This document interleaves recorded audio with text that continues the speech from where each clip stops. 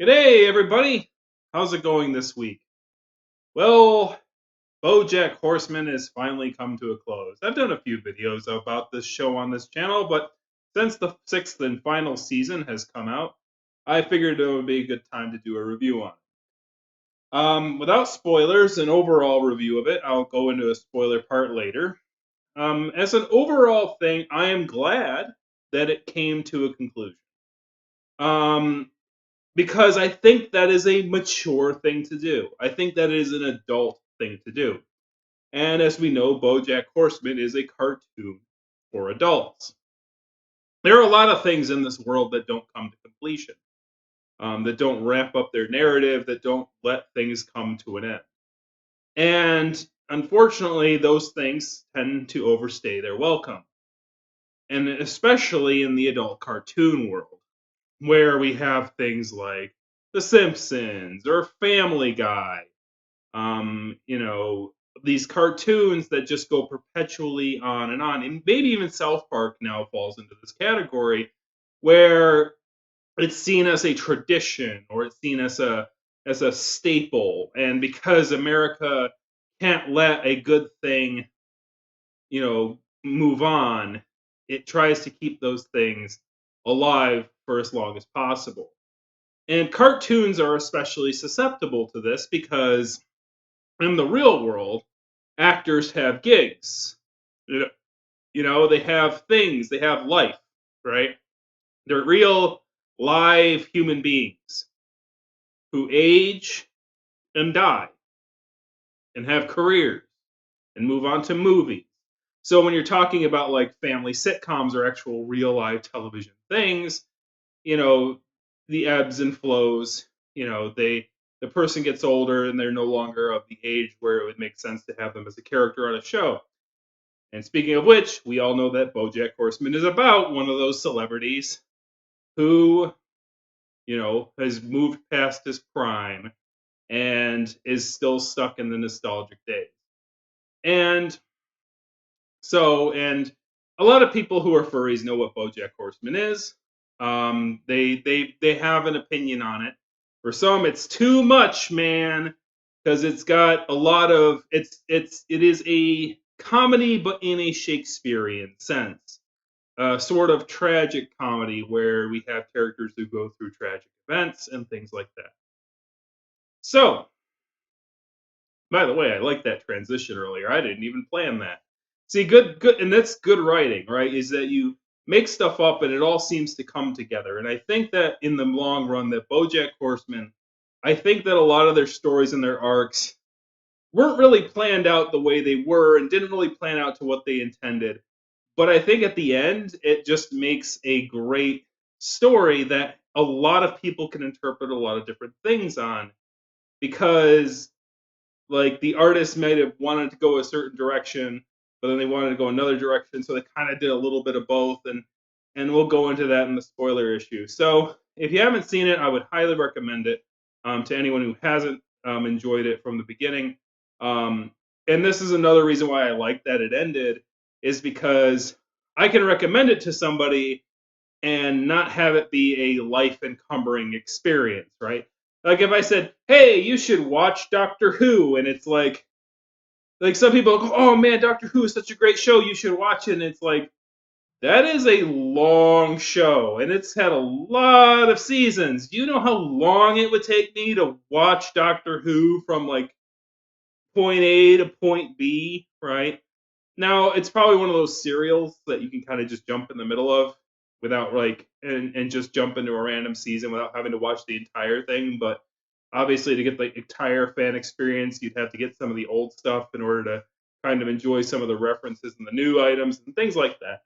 Um, or like the Game of Thrones style of thing where it has ended, but it was a really really long running series, right?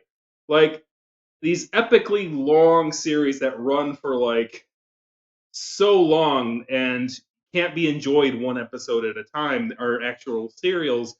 If they get too long, then it really becomes a chore sometimes.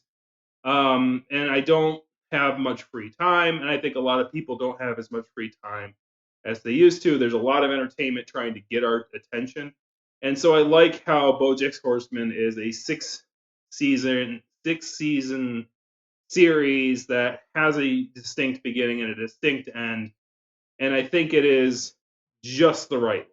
I think that it went through the arcs at just the right time, just the right length. And I like that. It's very rare to see something not overstay its welcome, but not be too short, right? It's that yes, this is as long as it should have been, right? It wasn't cut short and it wasn't overstaying its. That's very rare to see. So I would recommend it. As after seeing the full thing, I would recommend it.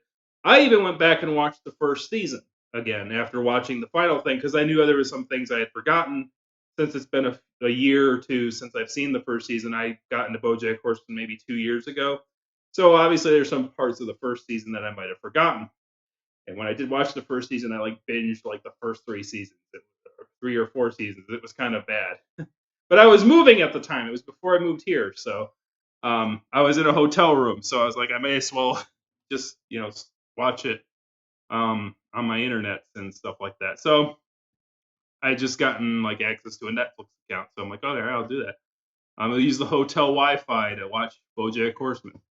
And that's what I did in that hotel room before talking about Bucktown Tigers Jeopardy thing.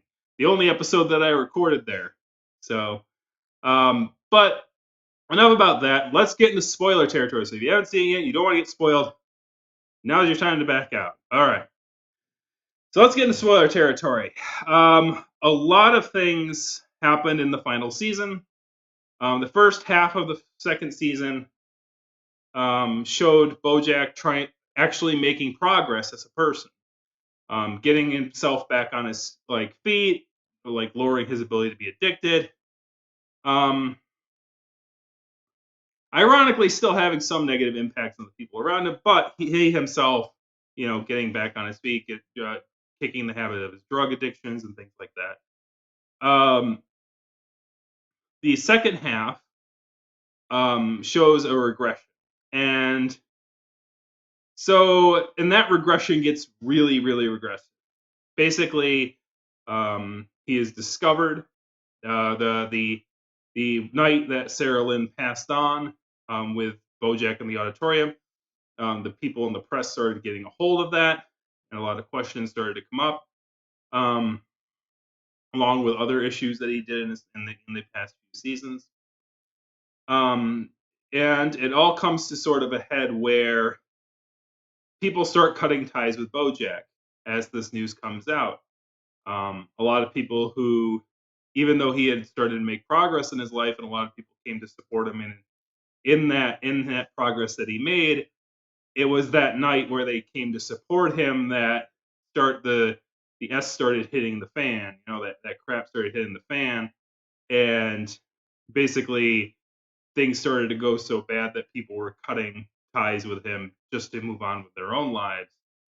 And it ended up in a situation where Bojack lost his house, lost his position or lost his even his history with the TV show that he enjoyed so much. So he basically lost everything. And they do it very, very well. They do it. They do this rise and they do this fall very well. It's very interesting because the Bojack's fall kind of goes back to a quote that his mother said at the beginning of the second season. And that is, Bojack, you can change these things in your life. You can change. You can get these get well programs because at the beginning of the second season, where Bojack got his secretariat, he was really pumped to try and make himself better and change his life for the better, right? And he was trying to get fit and all this stuff. And his mother was on the phone with him, and she's like, dude, you could try to change all these little things, but you can't change you. You are Bojack Horseman. There's no changing that. You can't escape that.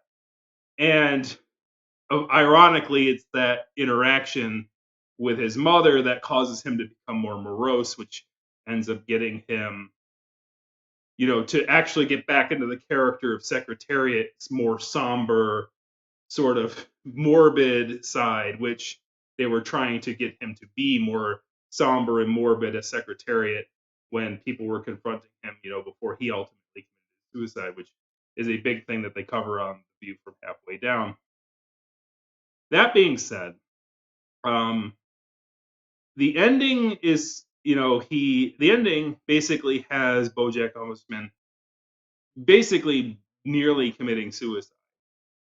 Or was he successful? And this is one of the beautiful things about it, is that I didn't know this. Because here's the thing.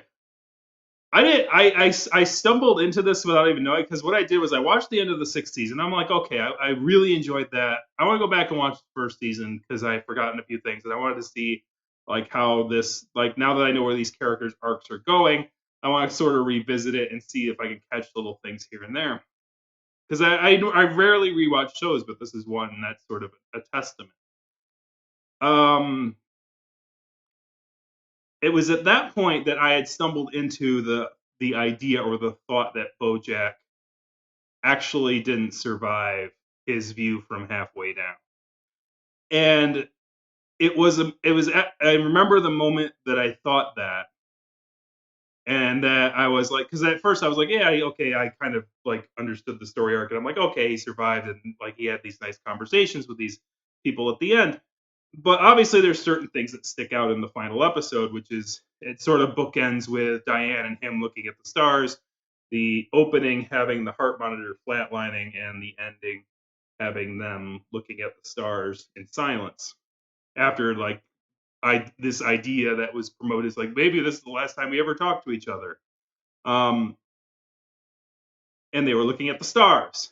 And this is where this one thing happened in episode 5 of season 1. That made me pause the video, because I'm like, wait a minute, what did she say? It was right before. So in this episode, episode 5 in season 1, Diane and Bojack are going to visit Boston because Diane's father had passed away. And before we get too deep, before I reveal the quote, I have to talk about a great episode on the 6th season, which is Good Damage. It's actually my favorite episode, sort of at very close with View from Halfway Down. Everyone gushes over View from Halfway Down because of the imagery and the intensity about a man, like a horseman here, like in the throes of committing suicide and having these visions, and like this, it's very strangling, and it gets those emotions very much right on. But Good Damage, I really like the moral of it. The episode focuses around Diane, and Diane is trying to make this book that she wanted to make about the damages that she went through in her life. She wanted it to be a memoir, and her goal for this story was to help those who are in these abusive situations with an abusive family to get through those situations, because to live through her experiences and to help them feel that they're not alone. But she can't write it. She's forgetting the damage. Interestingly enough, in a way, I get a sense that like her damage is healing. She moved to Chicago, and she found somebody who really loves her and really supports her, a very good boyfriend. And her damage is healing, and she tries to recapture that damage, but she can't. And she's on like medication to deal with her anxieties and things. I can't remember what the official, if she had an official mental thing that she was taking medications for, but she was taking medications for those anxieties. She had a loving boyfriend, and it was hard for her to get the words on the page about the past, about those past damages. And like in the episode, she gets worried that if she can't present that damage to the public, that her damage was for nothing. And while she's at a mall trying to write this book, she finds that she starts writing about this other character. She starts writing fiction. she was going to make a nonfiction memoir, and then she starts, fantasizing and like having this mall investigator or something, this little like Dora the Explorer-ish character, and she starts writing this like, little fantasy book, and like she finds herself writing that. Her boyfriend finds it and says, "This is good. You should write this. Like, if you can't get your memoir going, then you should write this fiction book." And Diane's like, "No, no, no. It has to be this book about damage." Like she's, and in a way, it's kind of, you know, ironic because she's like damaging herself trying to write this book about the damages that she faced in her life instead of freeing herself from it to write, an escapist fantasy. And the reason I like this episode and is because in the furry fandom, a lot of times this sort of concept is something that people in the furry fandom fight about a lot. Should furries be trying to address the damages and trying to address the ills of society, or should we be trying to escape it? Should we be trying to write these fanciful stories that help us escape our flesh and blood problems? And it's that sort, or should we use the animals as an allegory, right? Should we be trying to write to make like an Aristocats sort of escapist fantasy where we just write about these cute animals going on this adventure, or should we be writing Animal Farm and using animal allegory in order to talk about social political situations? And interestingly, it's those two styles of stories that have a lot of fight. Some people want to, read fiction to escape the real world problems, and some people want to use fiction in order to confront them, and some people want to read nonfiction to confront them. And the beautiful thing, the most beautiful thing about this Good Damage episode is its conclusion. The boyfriend really likes the story, and Diane is using Princess Carolyn as her agent, and she's trying to sell her this damage book. Carolyn, basically, her boyfriend basically gives her the fiction book without her knowing. Well, she's passed out on the bed because she's like beside herself, and she's regressing because she didn't take her meds because she thought her meds was holding back the damage to write her book, right? So she was punishing herself. And so while she was doing that, her boyfriend gave Princess Carolyn the fiction book. And Princess Carolyn was like, "This is beautiful. I love it. Make some more." And obviously Diane was upset about the whole thing. But when she talks with Carolyn directly, Diane says this to Carolyn, and I knew exactly what Carolyn was going to respond with. Princess Carolyn was going to respond with it, and I was like, "Oh, please say it, because somebody's got to say it." Diane said, "Listen, like, I want to have my writing impact people. I want it to make it so that people read my story and they can escape the situation that they're in. They can read my story about what happened to myself and use it to escape those issues that they're in and know that they can move beyond it, right? That they will get stronger and they will move beyond it, like I'm trying to do, like I'm trying to accomplish and have sort of accomplished, right?" And Princess Carolyn goes to her and says, "Here's the thing. This fiction story that you're writing does the same thing. This escapist fantasy, like story about this I think it's a girl who's like this investigator and like solves these mysteries and things like that. That accomplishes that sense of escape from a person's situation and the toils they live in." And that was like, oof, yes, please, thank you, thank you.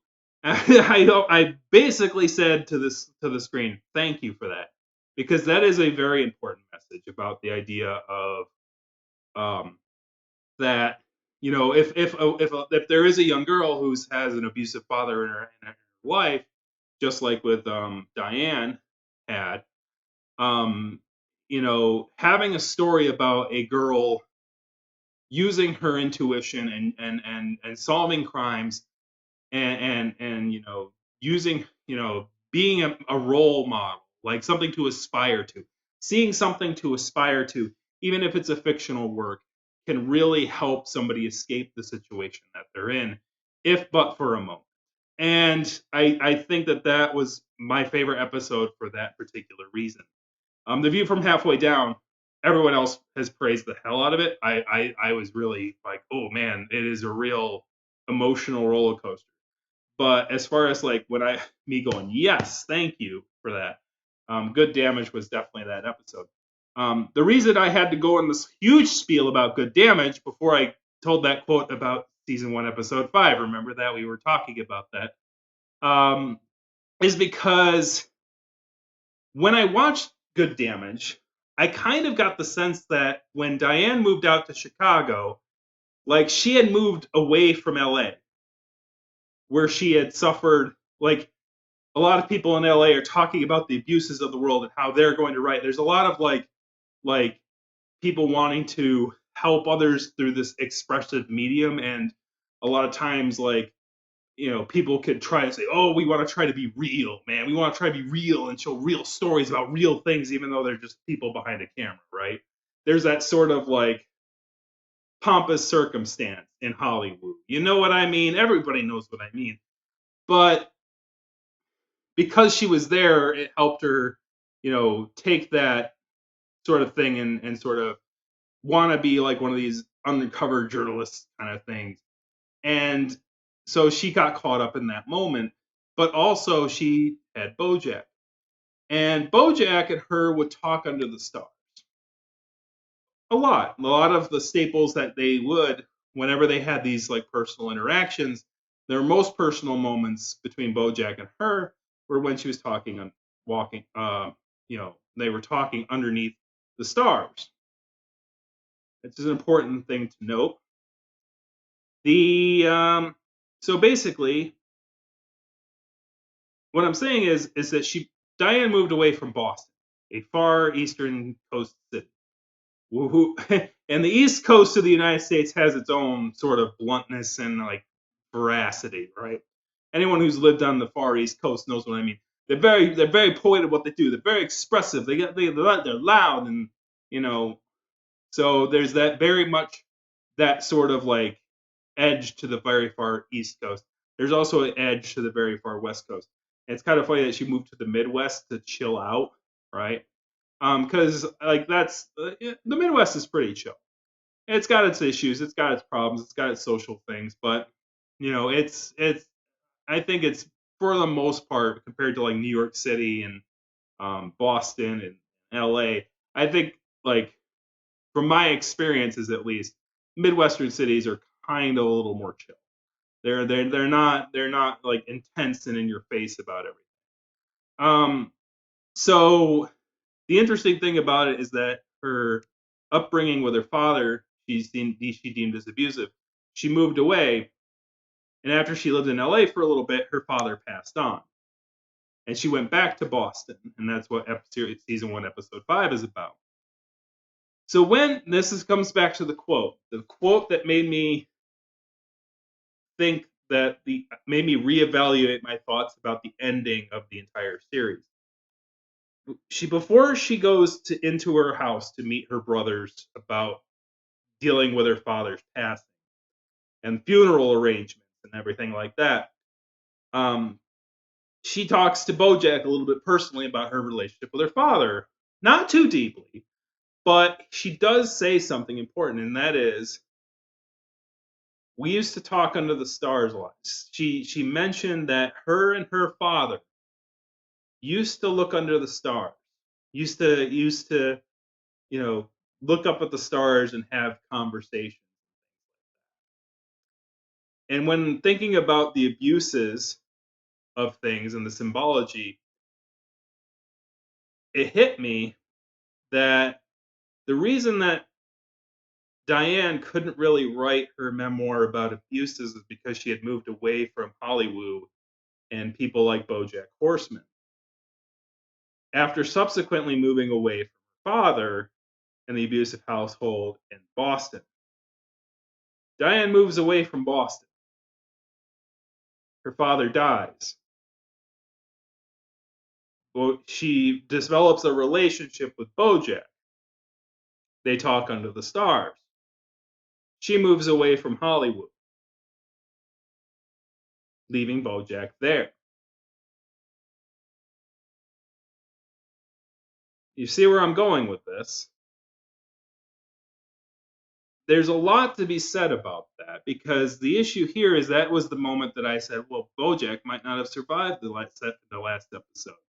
Before I even knew it was a big old thing on the internet where it was like a Schrödinger's horse situation where people were arguing, did Bojack live? Did Bojack die during his swim, right? And that was the moment when I rewatched the first season in episode 5, right before she handed Bojack that kaleidoscope and mentioned that her most personal moments with her father was when they were talking under the stars. When I thought back to the last episode and noticed that it ended with Bojack and her looking up at the stars with his thing flatlining, and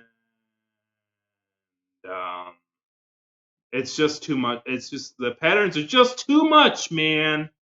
It's just too much, man.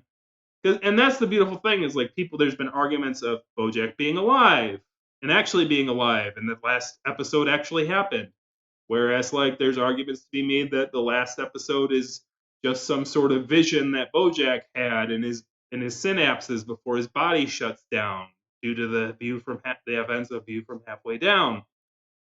And when I look at the final episode, and I look at that, and the funny thing was is that I didn't even think about that until I rewatched the first season, and Diane mentioned to Bojack that like her father and her talked under the stars, and then I tied it back with the good damage thing about the abuses in her life and that she was having a hard time arranging that.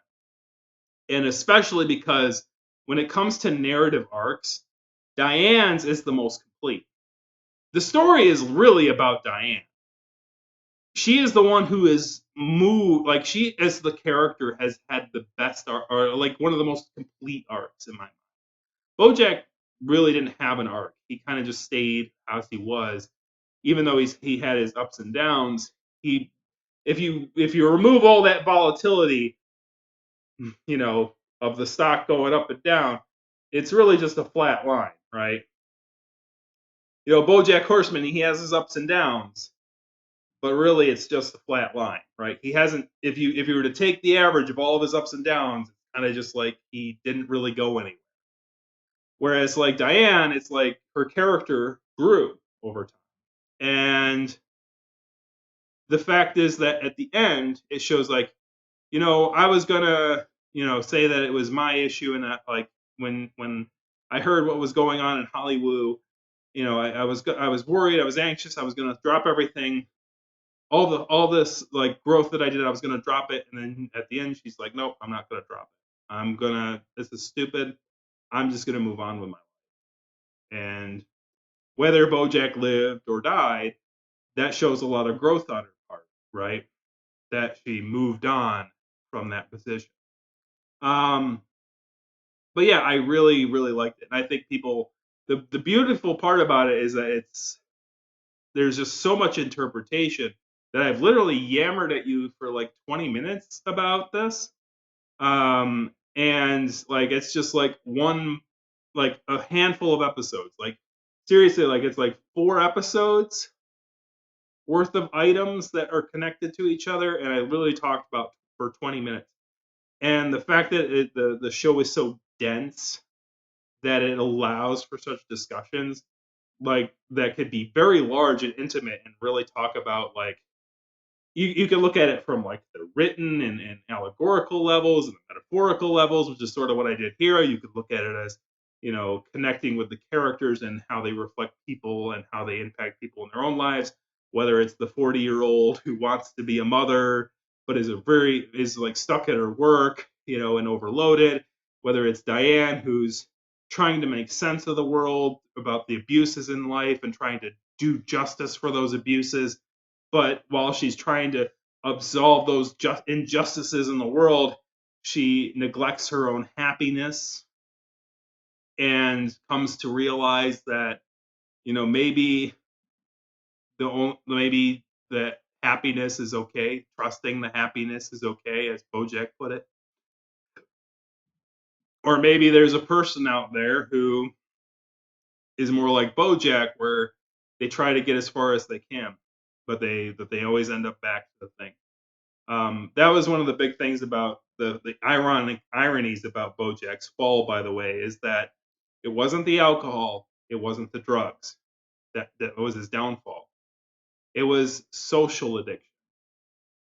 And what I mean by that is that like he was clearing himself of drugs, he was clearing himself of alcohol, but his wanting to be in the spotlight just drew him back in. And he had the opportunity. He reluctantly got into the spotlight to deal with these allegations that he was facing. He succeeded, and he had an opportunity to walk away and have that perfect life. Like he had the opportunity that Diane had in Chicago, where he had dealt with the allegations that he was accused of. With the whole Sarah Lynn incident, he had handled it in a way to spin it to dealing, you know, making poor choices and trying to overcome those poor choices with addiction to drugs and substances. He was able to spin it in that way. He had the opportunity to walk away, but because everybody was applauding him for what he did, he wanted another round of applause. The addiction to that was what caused his undoing. And a lot of people who watch my channel and understand my channel, a lot of people I know and a lot of people who are friends with me are like, man, you should promote your channel more. Man, you should get out there more. Man, you should do this and that and the other thing. And the reason I don't, and this is a big reason that I don't, is because, like, if people enjoy my content, they enjoy my content. And I want them to enjoy it. And if they want to share it with other people, that's great. And if my channel grows, that's great. But I don't want to go out and promote it. I don't want it to become too big. And that is the reason. Because a lot of people don't talk about this, but there is such a thing as social addiction. And everybody is susceptible to addictions. Everybody. If you drink alcohol enough to deal with the problems in your life and it brings you an artificial joy in the harshest of times, you can easily become addicted to that feeling in order to escape. Same with drugs and same with that. Same with reading books, but at least with reading books, it's a healthy fantasy, right? And the same can be said for human interaction, social interaction.